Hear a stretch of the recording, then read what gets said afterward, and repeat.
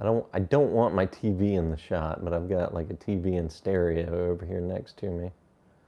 It's definitely become a man cave over time. Why doesn't that look right? It doesn't look like how I normally do things. Maybe well, that's just not gonna work. I don't get it. Maybe my card table's too far back. I don't know, but we'll just roll with it. Let me get my comments going, you guys.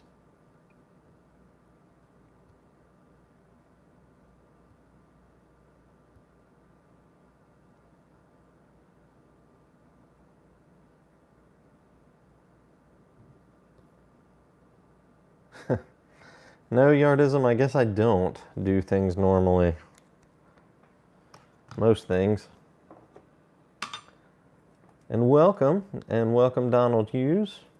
I'm getting started about 5 minutes early today.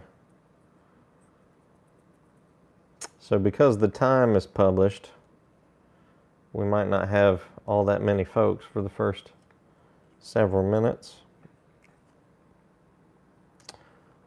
So I'm going to load up this Peterson Dublin Filter 01 shape. It's a real standard, I would call that a bent pot. I mean, see the straight lines on that bowl. But a fairly high pot. High pot, no pun intended.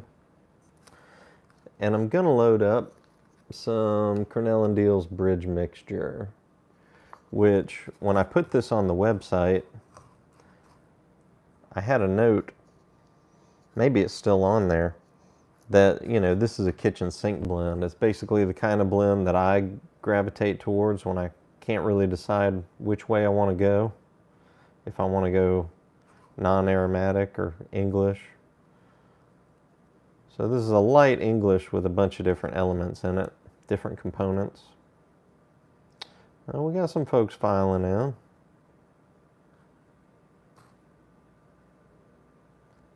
Picking and piping, Bill joins. P.O. Heinrichsen. H. Mark, Tom Allen. Paul the Piper. And that's probably about all I'll remember through the first pass. So if I miss you, welcome.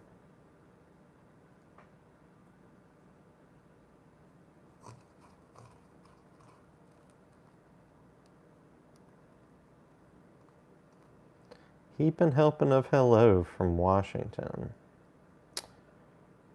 Well, thank you.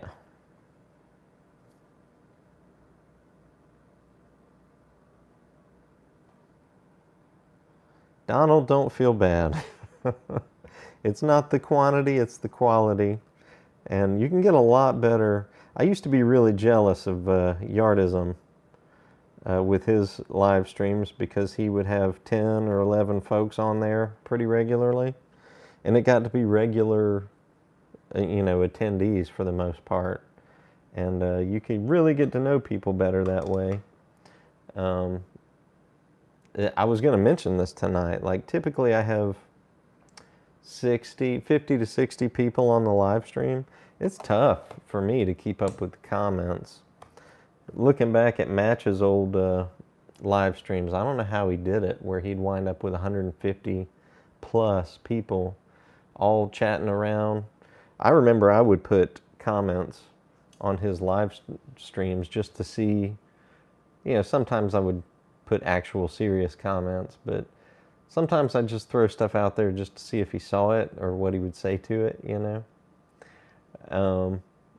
But sometimes I think he just flat out missed some stuff because there were so many comments going by. I'm going to switch from top chat to live chat so I don't miss anything, or I'll try not to miss anything.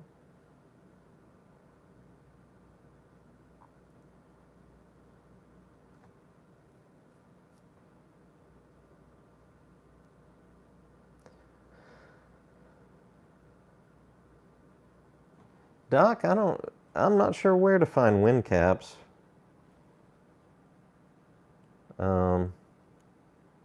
Maybe try Vermont freehand. That would be my best guess as to who would have wind caps, particularly larger than standard.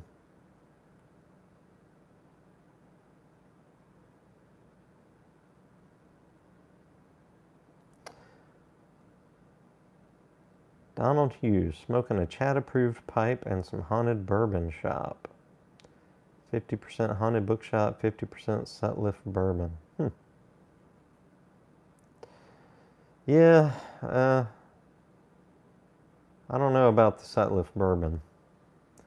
Do you think that's what's holding that mixture back, Donald? Or are you just not really a fan of the haunted bookshop and you're trying to cut it with something? Well, let me light up. You know what? I'm gonna try a match.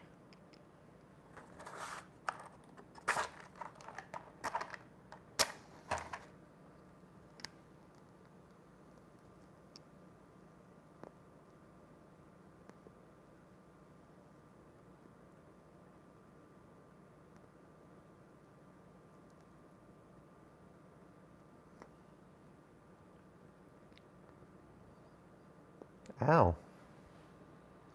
That flared up at the end.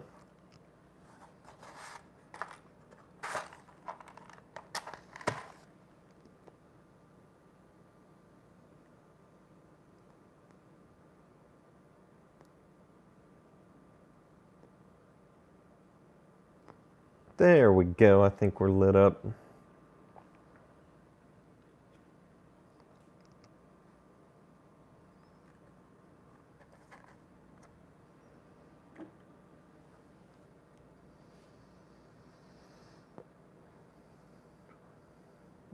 Picking and piping, GLP's of Stratford. I think it's fine. I carried it for a little while. You know, everybody got really interested in what Stratford and Fillmore and Telegraph Hill was like when Stuff and Things, you know, could no longer get his Dunhill Elizabethan mixture. And he was deciding between those three. And, you know, so many people asked me about it, and they were Virginia Periques, which I don't think you can go wrong with Virginia Periques for the most part. So I started carrying them. I no longer carry, I don't think, any of those, the Fillmore, the Telegraph Hill, the Stratford, because Elizabethan mixture is back.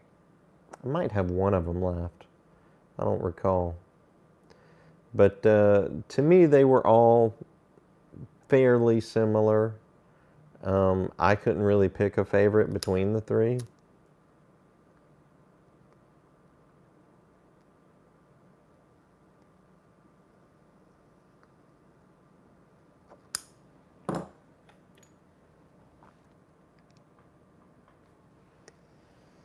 But I do think I like the Elizabethan mixture better. So I'm glad it's back on the market.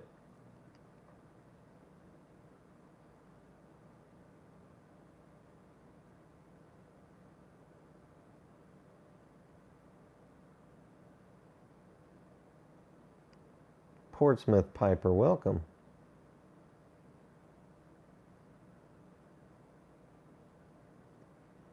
Yardism, I'm not even going to try to say that word. Yes, I am. Embarcadero? I'm not familiar.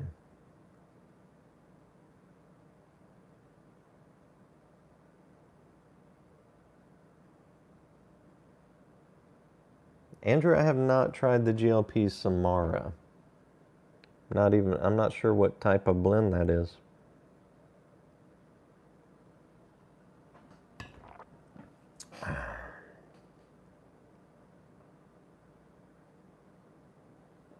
What I always tell folks is so many tobaccos, so little time.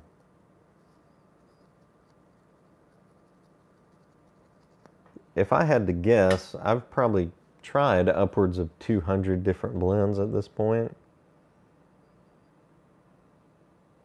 But that's really just barely a dent in everything that's available on the market these days.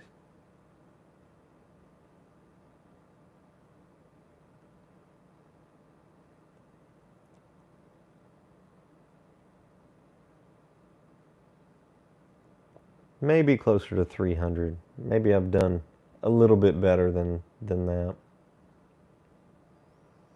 But I definitely haven't tried anywhere near half of what's available out there.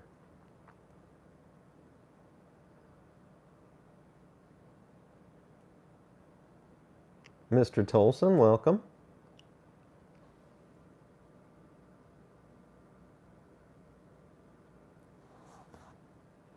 Haddo's Delight is really good. I just smoked through a tin of that recently.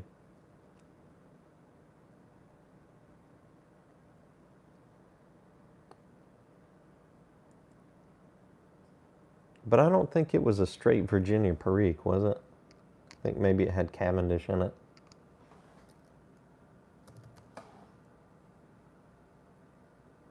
Let's see.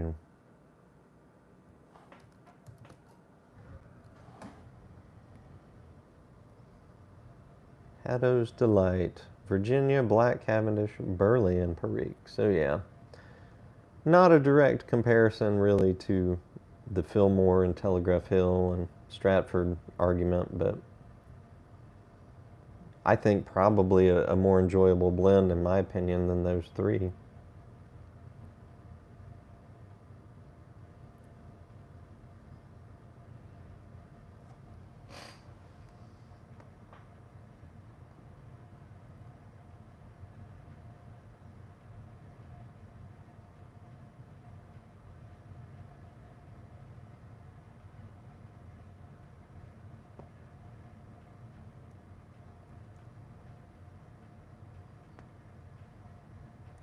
Patches Cellar, I have smoked, I don't know about all, but I've smoked nearly all, at least, of the Peterson slash Dunhill blends, and I haven't been able to tell a difference with any of the ones I've smoked.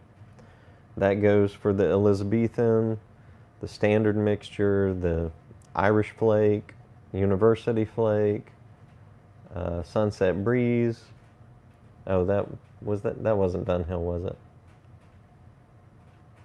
See, I'm getting confused now as to what was what previously. What was Dunhill and what was Peterson.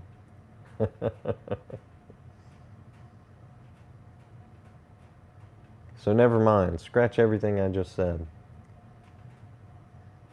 I'd have to really go through the list and think about it. But yes, I've directly tried Dunhill, the old Dunhill mixtures versus the new Peterson mixtures. They're made in the same factory. It's the same recipes. So they're the same blends.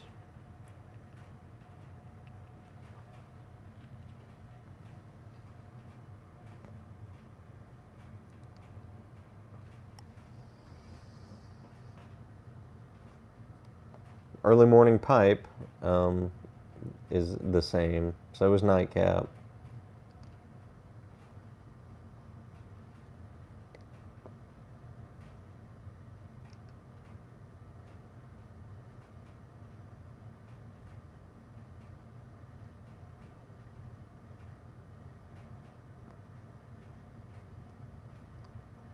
But just so there's no confusion, I do realize Peterson has always made Irish Flake and University Flake. I misspoke.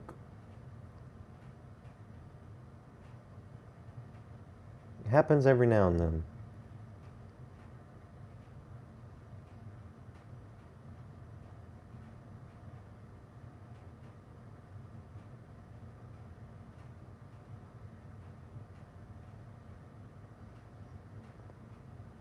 I haven't tried any of the Warhorse blends.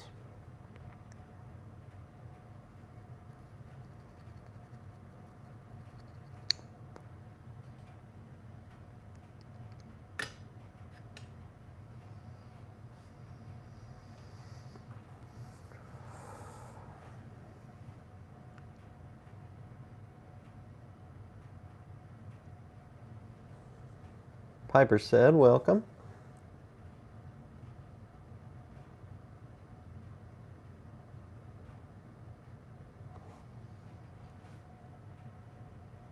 Yeah, Bill, trying to keep my cellar below 50 blends would be difficult as well. course, I'd have to smoke through quite a bit of what I already have to get down to 50 blends. The trouble is, trying not to buy new stuff as it comes out. As you smoke through the old stuff that I've already bought.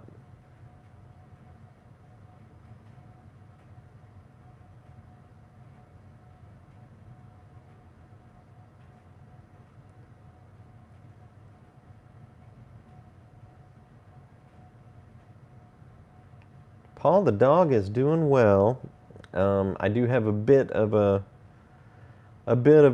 sad story to tell about old Delta.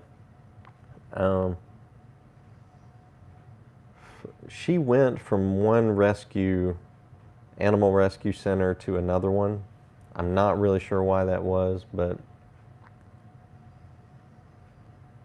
paperwork got mishandled, I think, between the two rescue centers. So the one that we adopted her through told us that she had been tested for heartworms and did not have heartworms. But they were saying that the original rescue center had tested her for heartworms and she was negative. Well, we got her tested for heartworms a couple of weeks back and she came up positive. They think we caught it pretty, reasonably quickly, because heartworms take a year, I would say, to really start causing problems. But we got to treat her. So we've got her on like a 28-day treatment for, like a pre-treatment for heartworms. So her body can be ready for the actual treatment of heartworms. Then I'll have to take her in for a shot. I think it's a shot. And I think they're going to keep her all day, and then I'll go pick her up. And then we have to take her back, I think, a month after that for a second shot. Or maybe it's a couple of weeks later. But we've read up on it, and supposedly you're not supposed to let them basically have any fun after the actual heartworm treatment, so she can't run around and stuff. Because what you don't want to happen are those heartworms to break loose, and cause clots and actually hit her heart, and potentially that could kill her. So we're a little concerned about that, a little on edge about going through that process, because we didn't have a dog for 15 years, and now my kids, my wife, myself, we're all in love with this dog after we've had her for a couple of months now. And then, it would just be terrible if we lost her this early. So you guys be thinking about that. Be prayerful about that if you're the praying sort. I know there's a lot more going on in the world at this time that we could be praying about, but I think God's concerned about all of that stuff, every detail in our lives.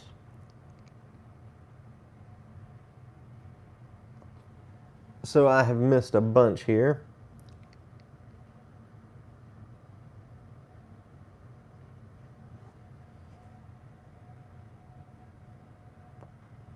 Nick, I used to sell Morgan Bones pipes, and I found that they didn't move as quickly at the pipe Nook, because I think by and large, if you want a Morgan pipe, Chris Morgan, sells them himself directly. So most people wanted to just buy from him rather than the pipe Nook.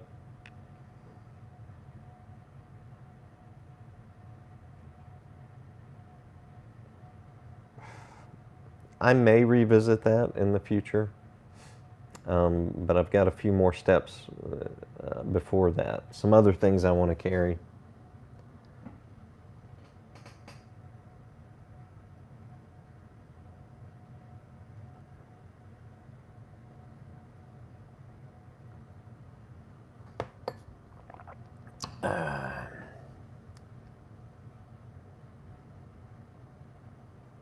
Sasquatch Piper.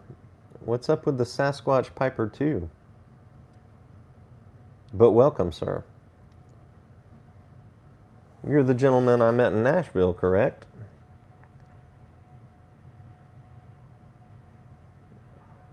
I've lost track of your channel, if so. I didn't know about that name change. There's so many YTPC channels these days. So hard to keep up. It's a full-time job. And I've already got 2 jobs. So I've just resigned myself to the fact that I just won't be able to keep up with every channel, particularly every video from every channel. So I just have to hit things when I can, you guys.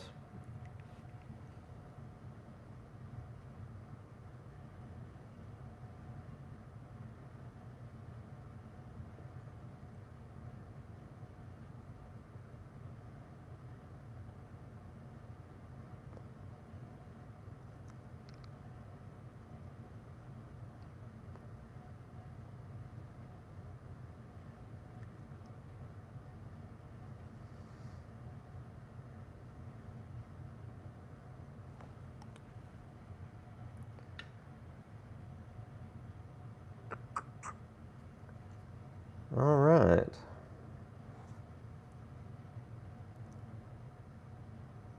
So you are the same Sasquatch Piper. Okay.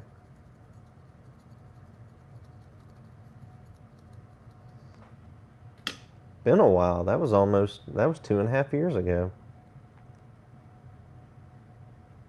that we met in Nashville.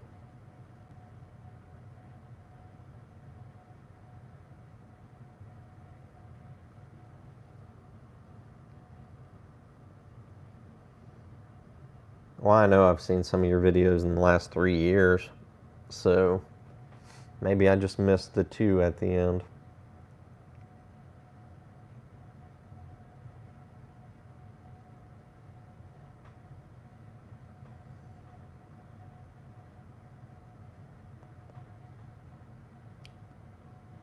Yep, hopefully towards the end of the year, you know, we might not be able to do it this year, but if not, I can't imagine we wouldn't have a Nashville pipe meetup in 2022, which seems so far away. But maybe fall of this year, we'll see.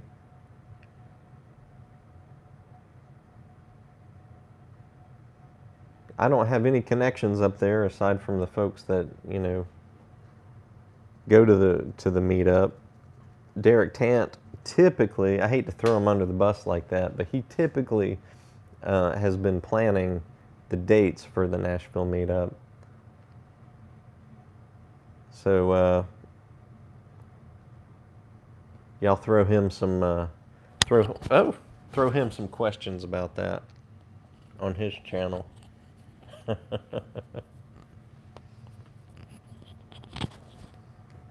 The deal was he would go visit family in Nashville and kind of plan that trip alongside planning a pipe meetup.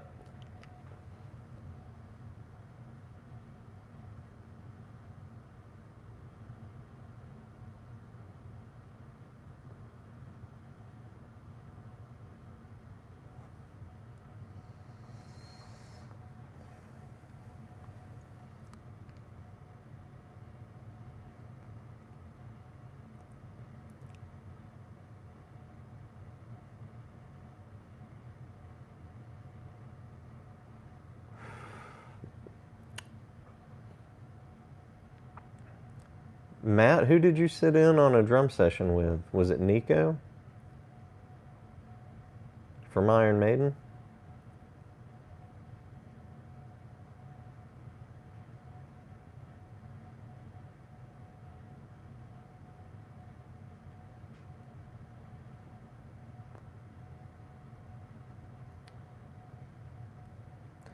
Sasquatch, if you want to get some tobacco from me, you may want to do it quickly.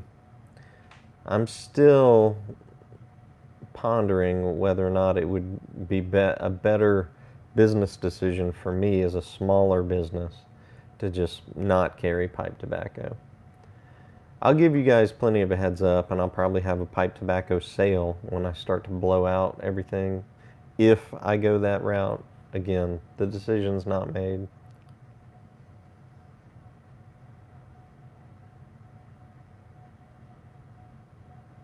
But you know, I have to pay typically about $150 to $200 a month for that third-party age verification system, because all of my sales have to go through it because I carry pipe tobacco. I'm thinking if I no longer carry pipe tobacco, I can make that age verification step go away, and that would save me that $150 to $200. And I haven't checked thoroughly on this, but honestly, I bet that's what I make in tobacco sales each month. It doesn't sound like a lot, but you know, margins on pipe tobacco are not, you know, not super high. So I probably do only make about $200 to $300 a month on pipe tobacco.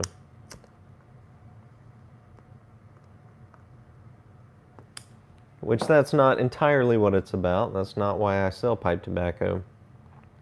I never started selling pipe tobacco to make money because there's just not much of it to be made there. But I just like being a one-stop shop. I keep going back to that, but I may have to let that idea go and just let the pipe nook be the pipe nook. Not the pipe and tobacco nook, unfortunately. But that's on down the way a bit, you guys. Just kind of thinking out loud.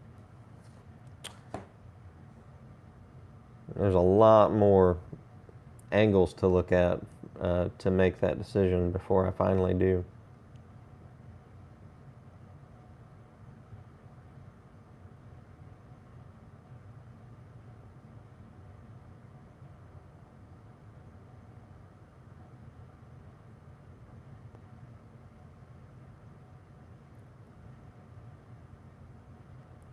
Yeah, Nico McBrain. All right. That's awesome, man.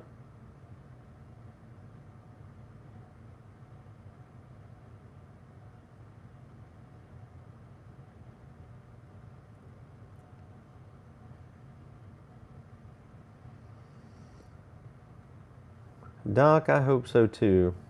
I hope we get our pipe meetups and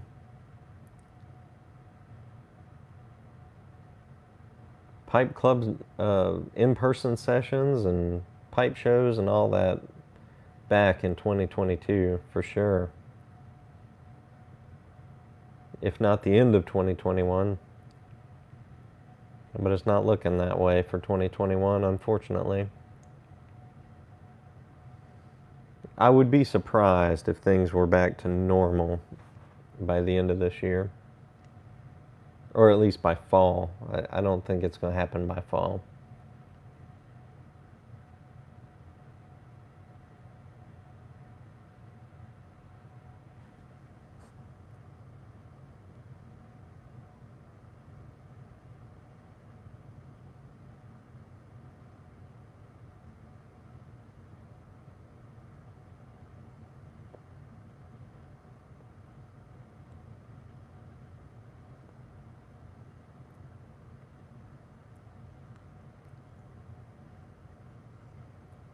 Smarty Bob, welcome. Yeah, it's a rabbit hole, the whole pipe smoking thing. Not only just learning how to smoke a pipe, but pipe construction, modern pipes and vintage pipes, modern and vintage tobaccos. It is quite the rabbit hole. And then there's, you know, pipe accessories and, you know, there's all kinds of stuff to collect in the hobby.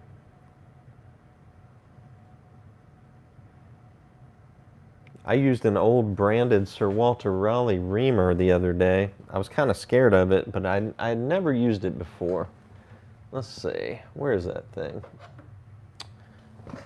Right here. Probably can't see, but that's branded Sir Walter Raleigh. And it's a spring-loaded reamer. You guys probably have seen these.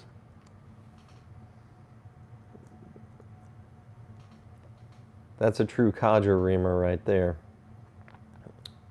I was a little concerned about it.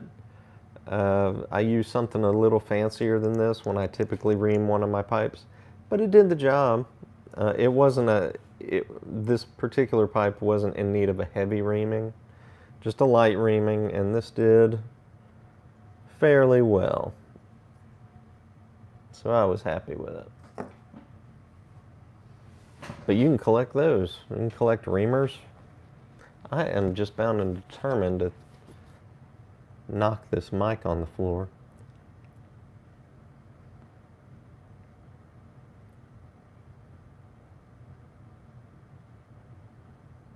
Tampers, that's another collection in itself.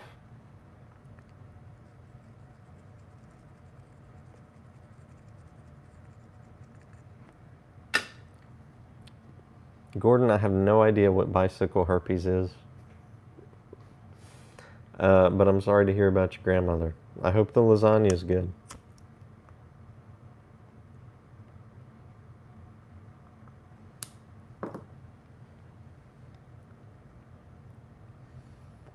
Bill, that's what I'm working on. I'm going to carry more pipes. That would be the one benefit to, well, that would be a benefit to not carrying tobacco, is that would free up a ton of inventory space for more pipes.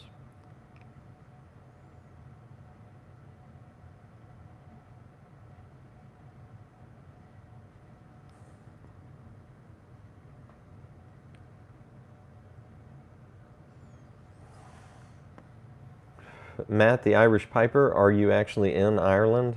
If so, I couldn't ship to you anyway, unfortunately.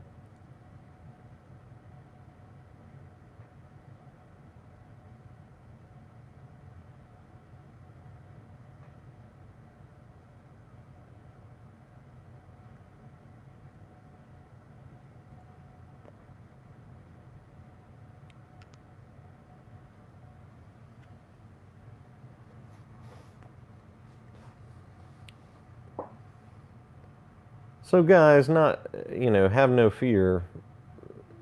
The big dogs will still be carrying pipe tobacco until the end of days, or it becomes illegal for them to carry, or not feasible for them to carry. In which case, if somebody like Pipes and Cigars or Smoking Pipes stops carrying tobacco, that's when we should be worried and start stocking up. Well, I guess it'd be too late then, but you know what I mean.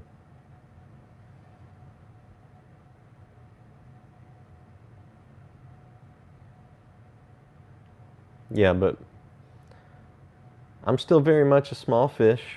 I would estimate that I've got less than 1% of the online pipe and pipe tobacco sales market. I would say that's pretty generous to say I even have 1%. Probably far less than that, honestly. I get geeked up when I do a product search and I'm on page 1 of Google for whatever product. Doesn't happen all the time, doesn't happen very often really, but there's the usual suspects. There's pipes and cigars, smoking pipes, tobacco pipes, four noggins, cup of joes. What are some of the others? But I would say I've made myself to the tail end of the top 10, maybe. Maybe I'm number 8, number 9, number 10 among the list of online pipe and pipe tobacco retailers.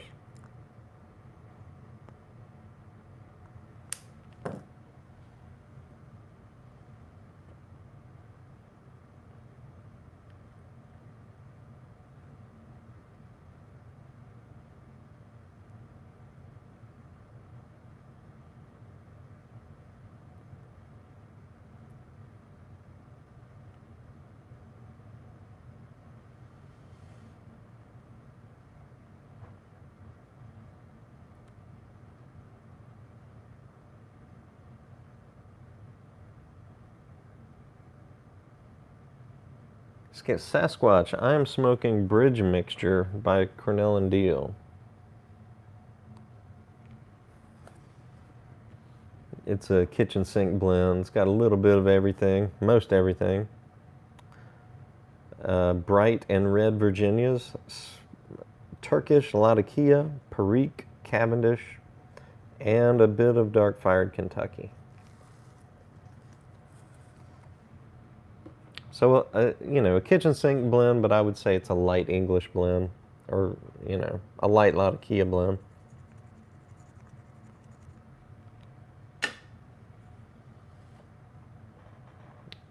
And a fairly light blend overall. It doesn't hit you over the head. That's what I needed, because I think I've already had 3 bowls of Haunted Bookshop today.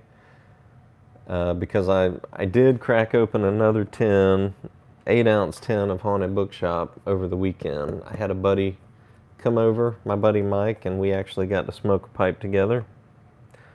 And he had never tried Haunted Bookshop, so I cracked open a tin. Now, when I have an open tin of Haunted Bookshop, it's gotten to be kind of like Old Dark Fired.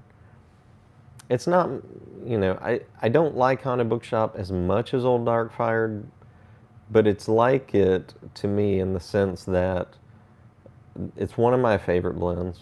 And if I have an open tin, I'm going to keep smoking that until the tin's gone. So I think I finished out my last open tin of Haunted Bookshop back in October, and I've tried not to open another tin since then because I've got so much else to smoke, stuff that's already open that I need to smoke. But I just couldn't stand it anymore. I wanted some Haunted Bookshop, and I wanted to share it. And true enough, now that it's open, I'm smoking it all the time now.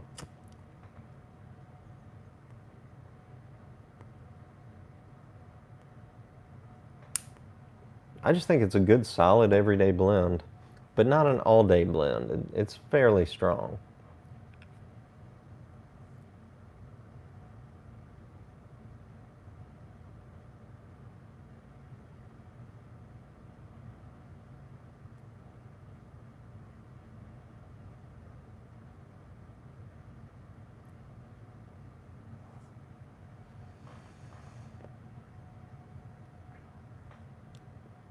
Smarty Bob, it depends on what blends you're smoking.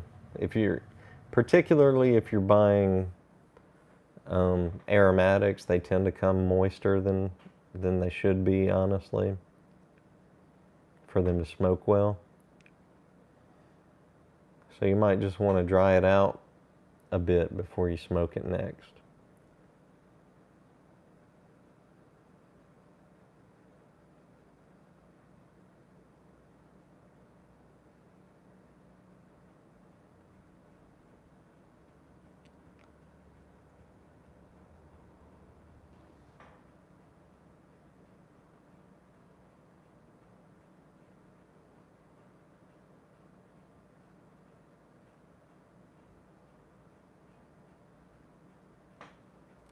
Man, I'm way behind again.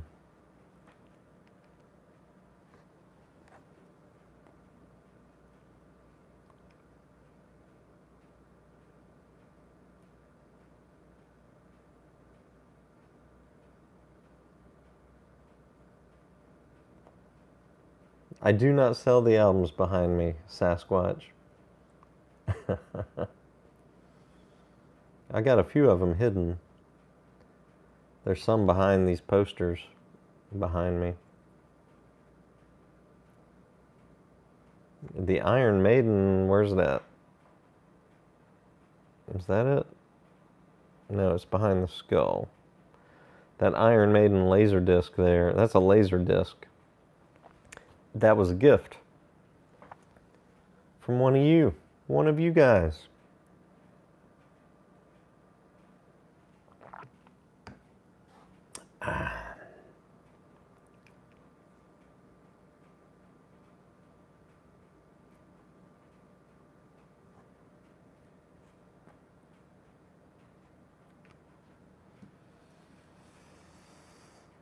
Richard, I appreciate that. I do my best.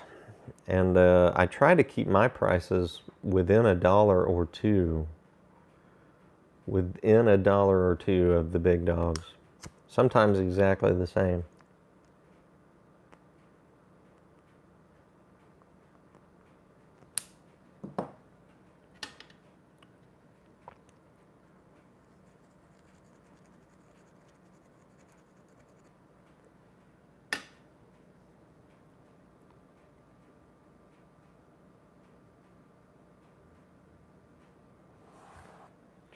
I heard about that yardism, about that bill in the Senate.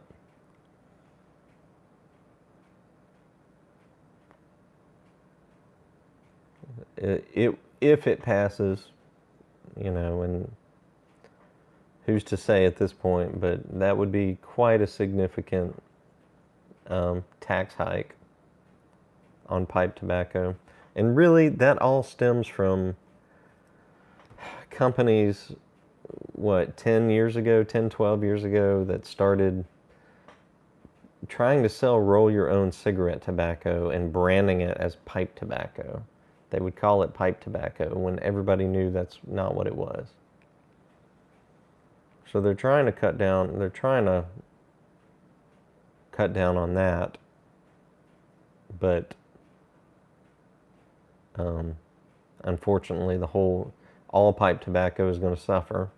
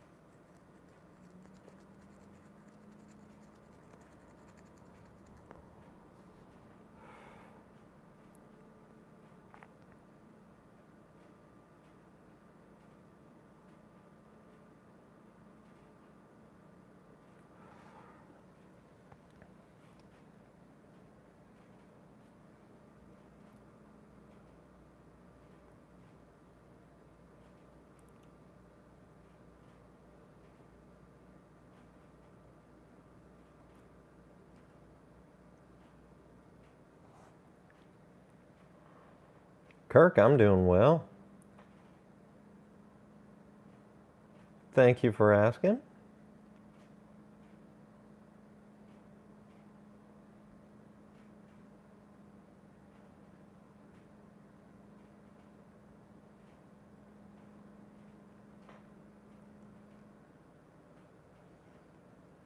Piper said, I do appreciate that I'm your first choice if I have something in stock.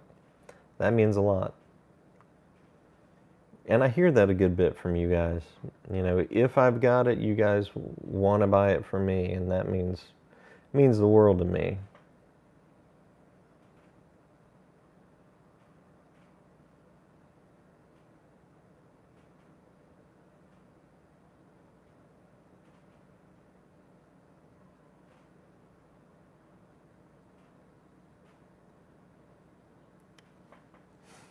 Yardism, I hadn't heard it also included luxury cigars, that new tax thing.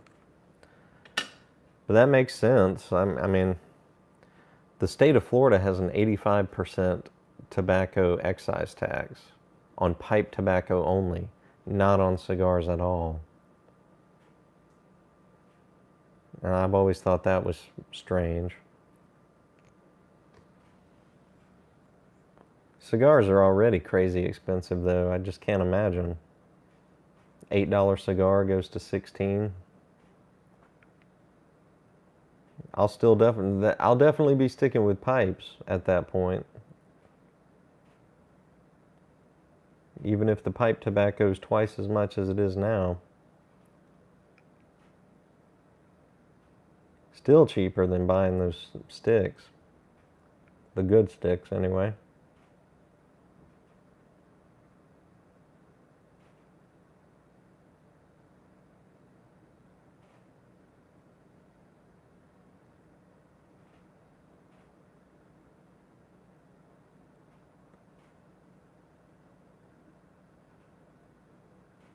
Bill, thank you for sharing that number.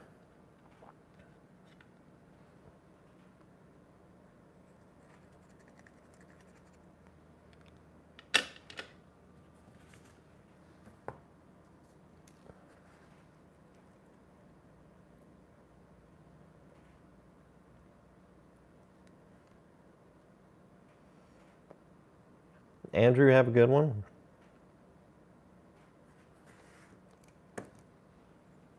Smarty Bob, that was one of the things I wanted to do was make a clutter-free website, which is easy enough to do because I'm not super savvy with web design in the first place.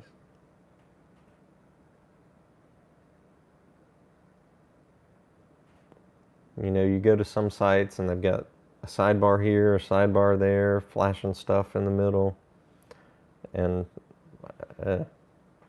I'm not fond of that. I like basic, and I like to be able to find what I want easily. So that's what the Pipe Nook's about.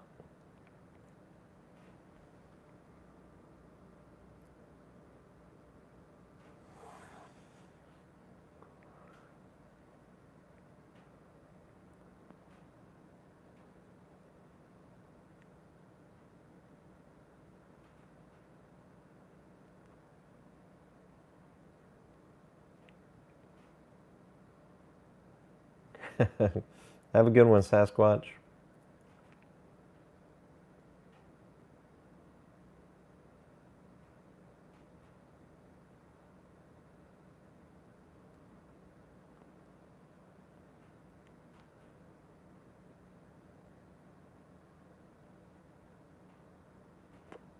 So, not to make this all bad news, you guys. I mean, I am still enjoying my pipe at the moment, but I did want to mention, I think it was the last email I sent out to my newsletter subscribers when I announced that I was carrying 9mm versions of the Roma Lucite pipes. I've sold out of more than half of those at this point. And it'll take me 2 or 3 months probably to get those back in stock, the ones that I've sold out of. But I mentioned in that email that I was going to start carrying 9mm versions of the Romas and of the Trevis and, everything else that I plan on carrying in the future, all the other Savinelli lines that I currently carry. The only one I'm not sure about is the Bing's Favorites. I don't know if those are available in 9mm versions because of the size of that skinny shank. But if they have them, I was going to carry them. But I've been told that Savinelli is still having problems getting back to pre-pandemic stock levels. They're having a real hard time keeping up with demand because while, they were closed 2 or 3 times in the past year and back with limited staffing. Meanwhile, all of us are at home smoking our pipes and wanting to buy more. And they just haven't been able to keep up with it. So until they get a handle on that, which could be towards the end of the year, I'm not able to special order anything new. Now I can keep ordering, I got grandfathered in, I can keep ordering the Series 3 9mm versions, and I can keep ordering the Roma Lucites. But everything else is on hold. All the other lines are on hold until they get back up to snuff with their inventory. So that leads me to, that was kind of my game plan for rolling out new pipes in 2021. I was gonna place a big focus on 9mm pipes within the Savinelli brand. So I'm gonna have to move on to the other things I was gonna start carrying, which will start rolling out here in the next few months.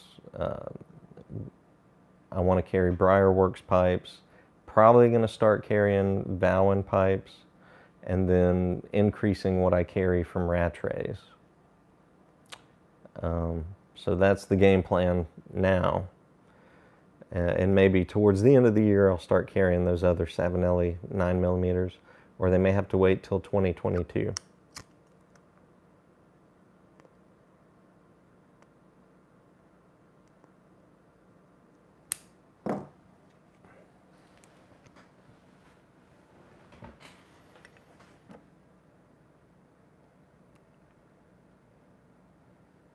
Have a good one, Smarty Bob.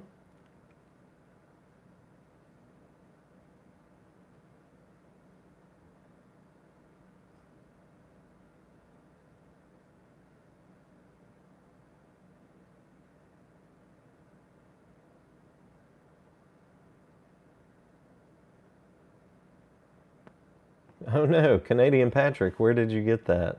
The Peterson Special Reserve. I thought those were long gone. Maybe you bought them. Maybe you bought it from an individual.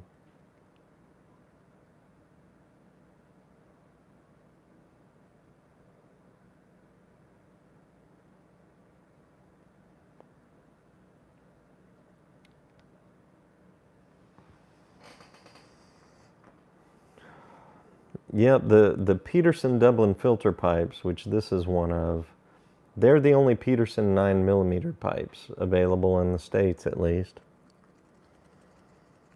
But the Draculas, even though they're unfiltered and that's not my focus, I couldn't help myself. I wanted to carry those. They look so good. Those are nice pipes.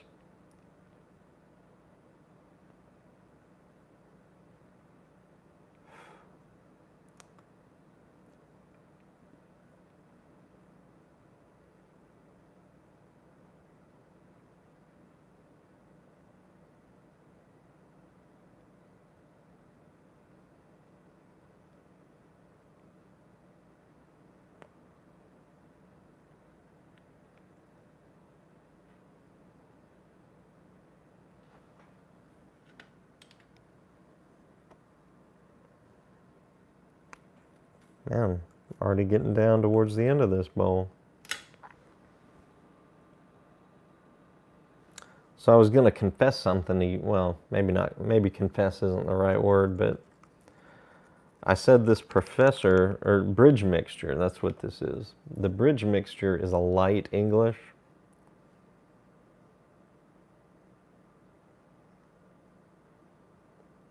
But it still has Latakia in it.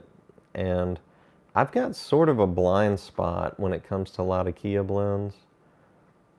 Some people, I feel like, can get more out of Latakia blends than I do.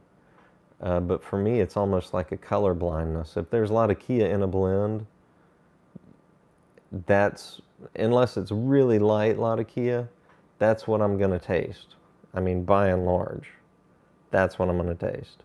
It's hard for me to eke out the other components in a blend if it's a medium or higher Latakia content. I mean, they all fairly much taste the same to me. And maybe that's why they're not my favorites. And I tend to go for the lighter Latakia blends for that reason.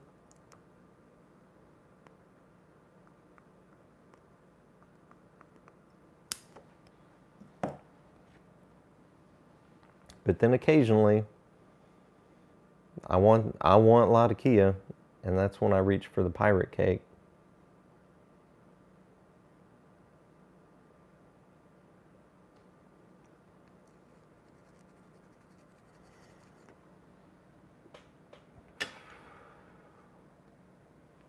Yeah, Matt, those Draculas are unfiltered.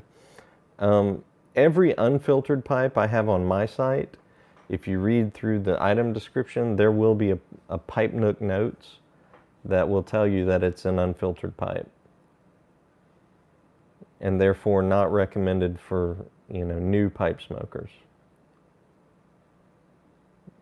Unfiltered pipes are only recommended by me if you already know that tongue bite's by and large not an issue for you, or you found that you're fine with non-filtered. I always recommend a filtered pipe for new or nearly new pipe smokers.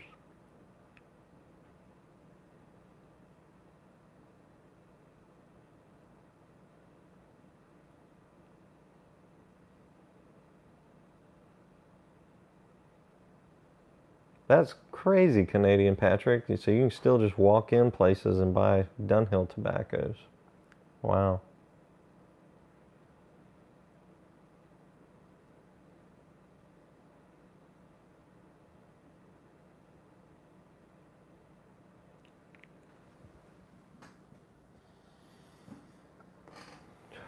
That special reserve, Canadian Patrick, the seal must have been broken on that tin.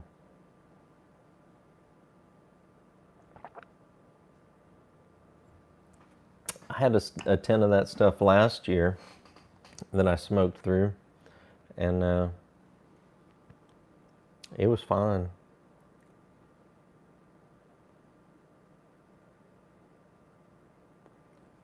As per, that's a flake if I recall, and I had to dry them out before I smoked them.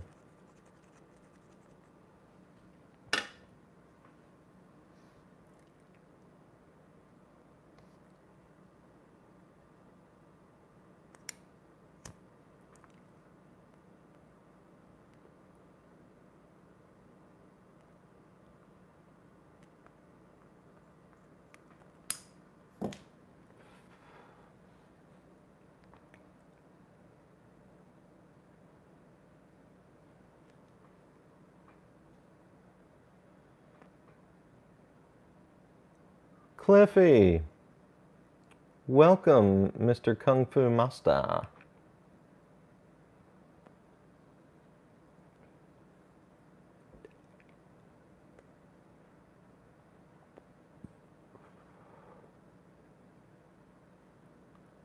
And Daniel's here. You guys, I'm about to finish out.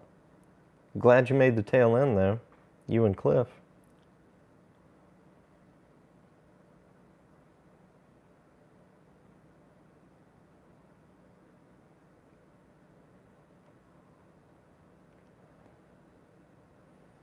Yeah, if you guys haven't seen Cliff Higgins' latest video, he did his version of, I think it was Hong Kong Phooey.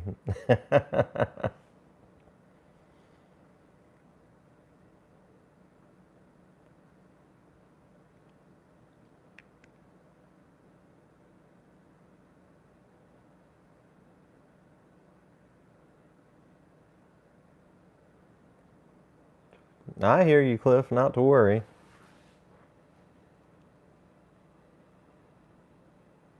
Have a good night, Steve. Let's see. I'm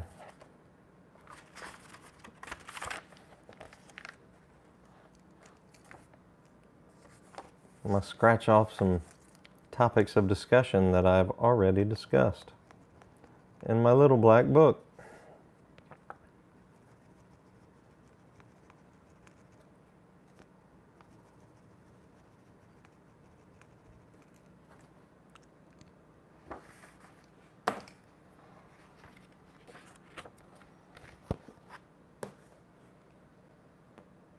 Well, this might have people dropping like flies, but I was going to mention some CDs that I've purchased recently. Now, this isn't like, this is over the course of probably the last 4 or 5 months. Don't think I bought all these last week or anything, but I have been on a CD purchasing binge. I got this bad boy, Tom Petty's Wildflowers and All the Rest.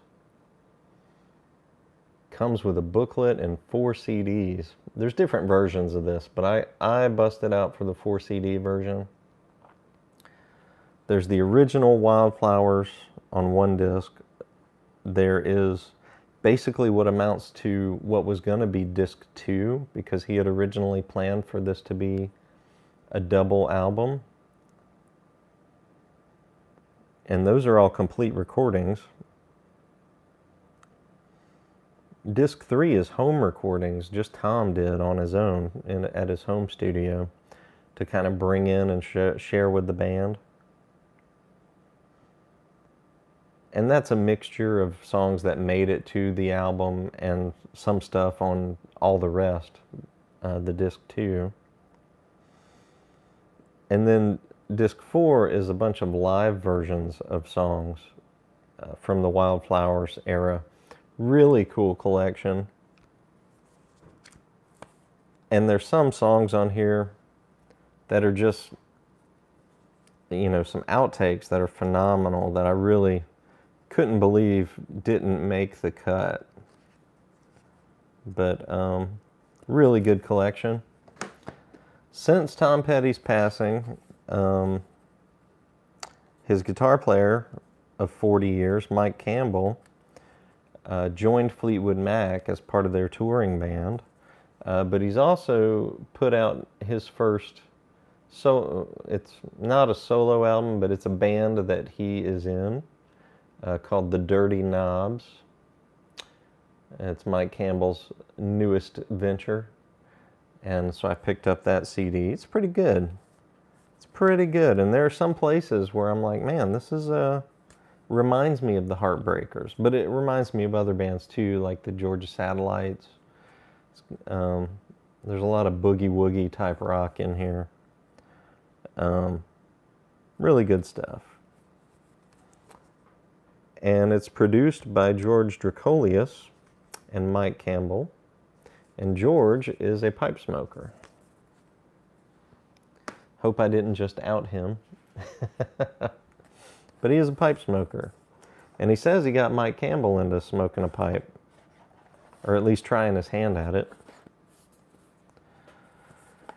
I don't know if I showed you guys this yet or not, but I bought this Fleetwood Mac CD collection. 1969 to 1974. This is 1, 2, 3, 4, 5, 6, 7, 8 albums. 7 albums and a live album. And they all come in these little, you know, miniature vinyl type deals. They look like little vinyl jackets. But these are all the albums that were post Peter Green and pre Lindsey Buckingham. So I never really dug into these albums all that much until very recently. And when I did, I decided I wanted them all on CD. And what I find is, what was interesting to me was how important Christine McVie was particularly during this time. I feel like she was kind of the connecting thread in between the Peter Green years and the Lindsey Buckingham, Stevie Nicks years. Which I found interesting.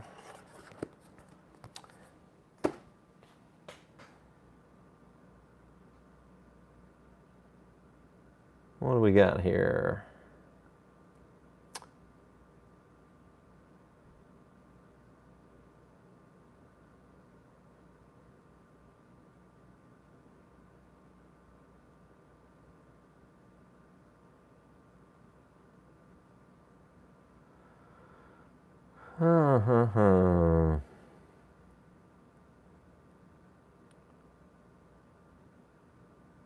Oh.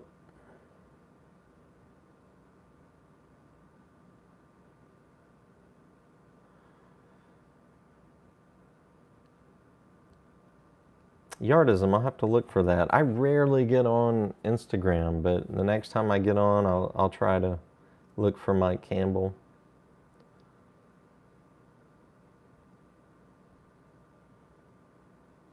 Daniel, I don't have any Stones albums. I've never really been into the Rolling Stones.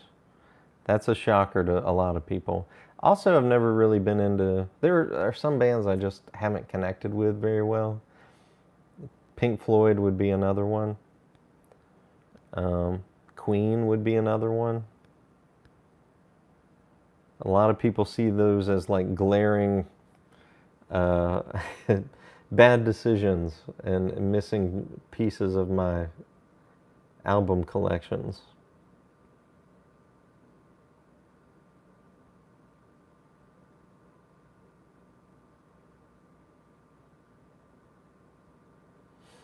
Oh yeah, I've got a lot of Iron Maiden in the record collection. Most of their albums on CD. So back to the CD stack.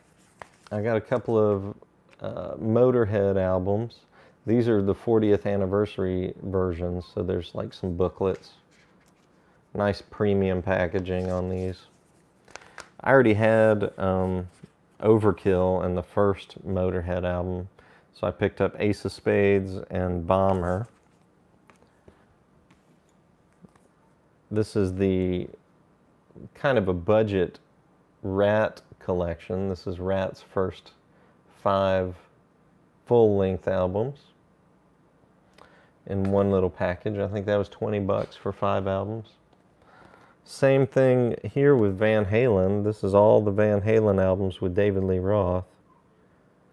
1, 2, 3, 4, 5, 6 albums from 78 to 84. And then I recently picked up all of the Johnny Cash American albums. So this is American 1, American 2, American 3,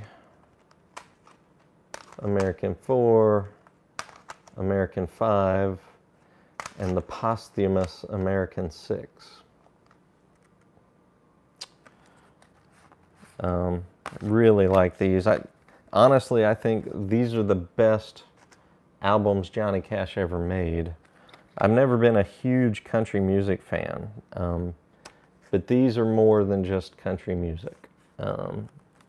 These are, I think, to me, a little bit more important than most of what he put out in the past.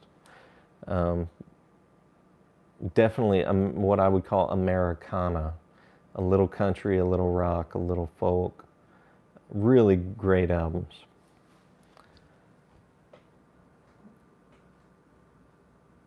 All right, so that's my show and tell for CDs.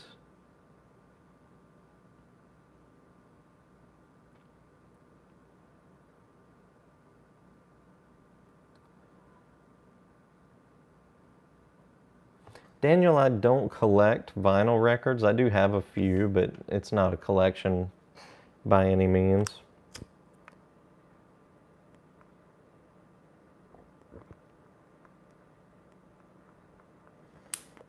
I don't typically go out of my way to pick up vinyl editions.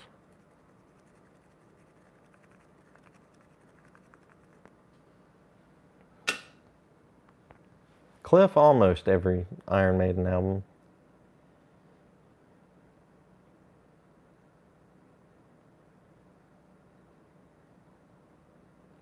I don't have any of the ones from the 90s, the in-between years where Bruce Dickinson took a break. Not a fan of those albums.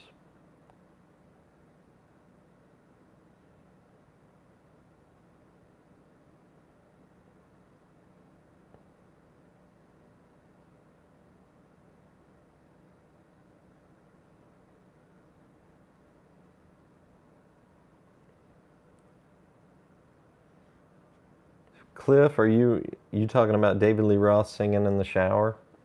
If so, if you haven't seen David Lee Roth sings in the shower, look that up on YouTube.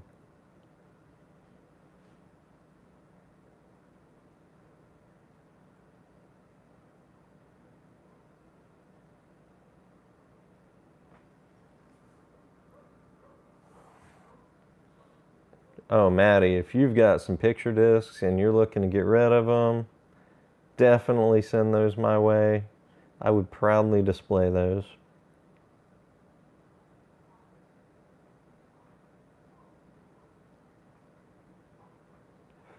Iron Maiden had some of the best picture discs ever made.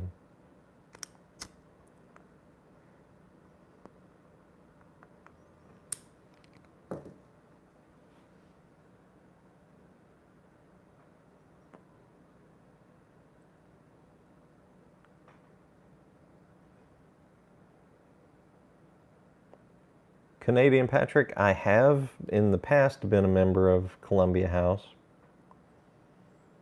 And I got my 20 CDs for $1 or whatever it was. Same thing with BMG. Don't do that anymore. I don't even know if those are still around.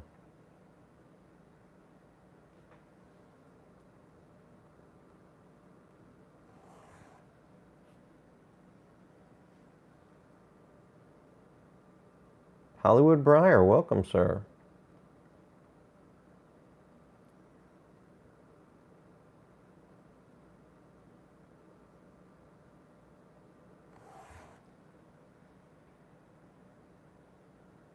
And Arin, I think I'm saying that right, Arin Pittman.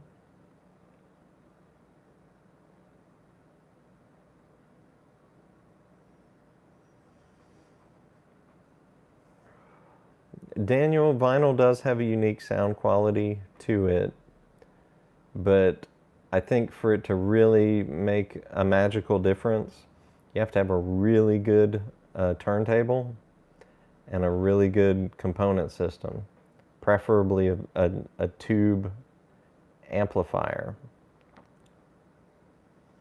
And I have a buddy who does have all of that, and it sounds amazing.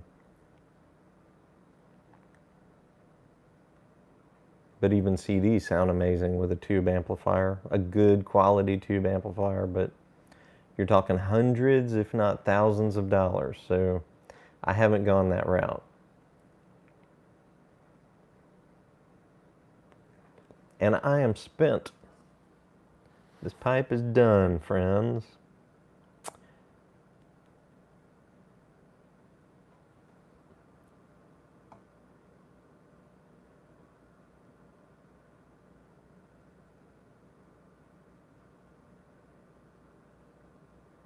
Yep, that's it.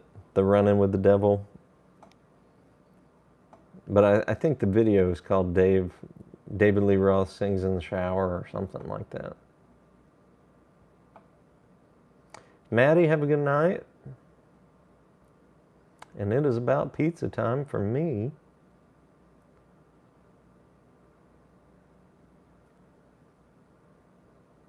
So we're going to wrap up in a minute.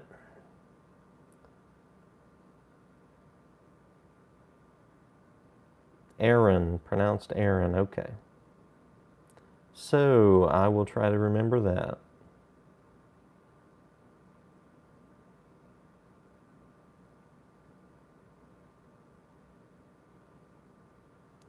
Daniel, I don't think I have I don't have a system that would really benefit either way, to be honest with you.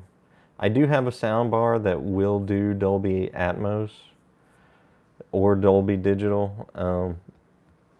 Atmos, I'll tell you this, for my setup, I've got an LG soundbar with a floor sub.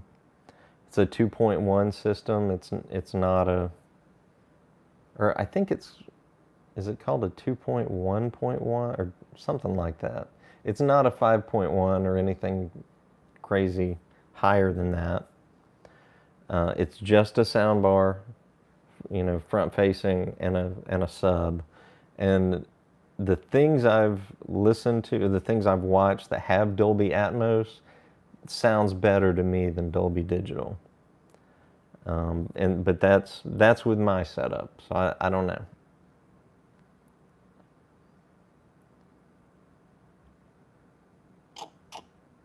All right, Hollywood Briar, have a good one. We're going to sign off too. We'll see you, Chad. All right, you guys. We're going to sign off, and I should be on next week. If not, I'll post on the channel, but odds are I'll be on next week. Y'all have a good one, and we'll chat with you next time. We'll see you.